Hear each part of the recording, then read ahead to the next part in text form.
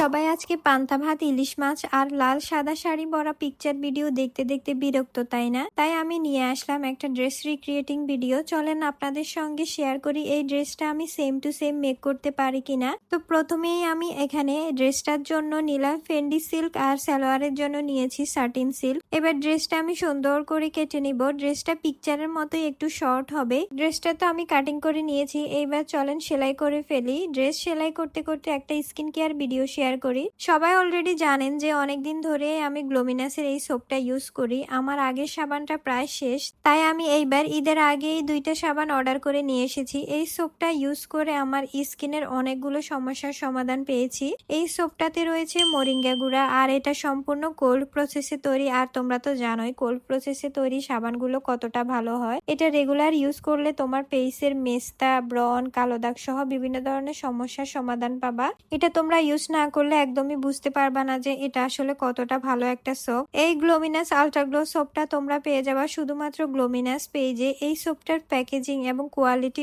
অনেক বেশি ভালো। আমি ক্যাপশনে তাদের পেজ এন্ড হোয়াটসঅ্যাপ নাম্বারটা শেয়ার করে দিব, সবাই অবশ্যই চেক করে নেবা। কথা বলতে বলতে আমি ড্রেসটা মেক করে নিয়েছি। এইবার এটাতে আমি চুমকির কাজটা নিজের হাতেই করব, সেম অ্যাজ পিকচারের মতো। এই কাজটা এত ধৈর্য নিয়ে করতে হয়েছে। প্রথমে আমি স্কেল দিয়ে দাগ দিয়ে নিয়েছি যাতে মাপগুলো একদম সেম থাকে। এইবার একটা একটা করে আমি চুমকি বসাবো। ড্রেসটার সবচাইতে ধৈর্যের পার্ট হচ্ছে এটাই, একটা একটা করে ধৈর্য নিয়ে চুমকি বসানো।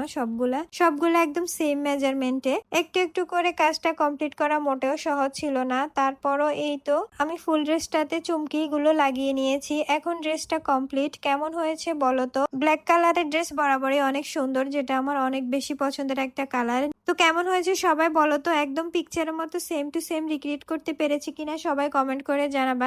নেক্সট কেমন ড্রেস রিক্রিয়েট করব চাইলে তোমরা আমাকে সাজেস্ট করতে পারো। ভিডিও ভালো লাগলে তো অবশ্যই শেয়ার করবা আর পেজটা অবশ্যই ফলো দিয়ে দিবা। আজকে এই পর্যন্তই, টাটা।